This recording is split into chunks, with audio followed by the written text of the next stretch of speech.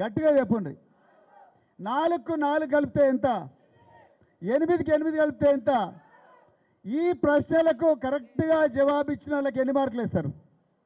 100కు 100 మార్కులు ఇస్తారు, అవునా కదా? 100కు 100 మార్కులు ఇస్తారు. కానీ Telangana public service commission Revanth Reddy ఆధ్వర్యంలో నడుస్తున్న ఈ సంస్థ ఆ పేపర్లు దిద్దడం కూడా చేతగాలే. ఇది వాస్తవం.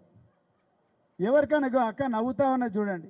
అంటే ఈ చిన్న చిన్న ప్రశ్నలకు జవాబిచ్చిన పేపర్లను కూడా సరిగ్గా దిద్దలేని దద్దమ్మలు ఇలా రేవంత్ రెడ్డి ప్రభుత్వంలో ఉన్నారు. నిన్న నేను కేటీఆర్ గారి ఆదేశాల మేరకు దాసోజు శ్రవణ్ గారు మేము కొంతమంది నాయకులం అందరం కూడా తెలంగాణ పబ్లిక్ సర్వీస్ కమిషన్కి పోతే ఒక నిరుద్యోగి చెప్తున్నాడు, మీరు వినాలి, ఇది చాలా ముఖ్యమైన విషయం.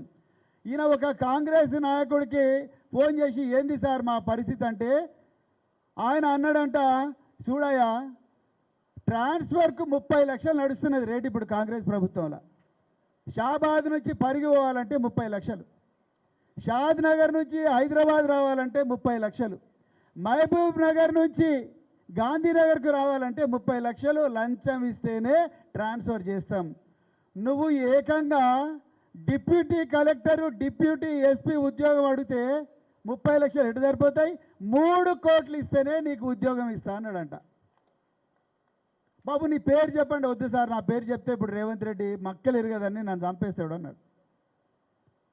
563 పోస్టులు మీరు లెక్క పెట్టిన 3 కోట్లతోనంటే 1700 కోట్ల రూపాయల కుంభకోణం మిత్రులారా. ఇది అమ్మల పుస్తెలు తాకట్టు పెట్టి ఇల్లును గిరివి పెట్టి ఊర్లల్లో బస్తా బియ్యాన్ని భుజాన వేసుకొని బస్సులో వేసుకొని అగ్గి పెట్టే లాంటి ఇళ్లల్లో మన బిడ్డలు మా అవ్వ కూలి కష్టం చేసింది, మా తాత అదే కాయ కష్టం చేసిండు, మా ఇల్లు గూనె పెంకుటిల్లు ఇదే షాబాదు బండలు వేసుకొని కురుస్తున్న ఇళ్ళలో బతుకుతున్నాం. నేనన్నా చిన్న కానిస్టేబుల్ అవుతా, ఒక ఆఫీసర్ అవుతా, నా వల్ల మా కుటుంబానికి గౌరవం వస్తుంది, కొంచెం ఆమ్దాని వస్తుంది, జీతం వస్తుంది అని చెప్పి ఎంతోమంది లక్షలాది మంది బిడ్డలు ఇలా హైదరాబాద్ నగరంలో చదువుకుంటుంటే వాళ్ళు రాసిన పరీక్షల పేపర్లు కూడా దిద్దలేని దద్దమ్మల ప్రభుత్వం రేవంత్ రెడ్డి ప్రభుత్వం మిత్రులారా.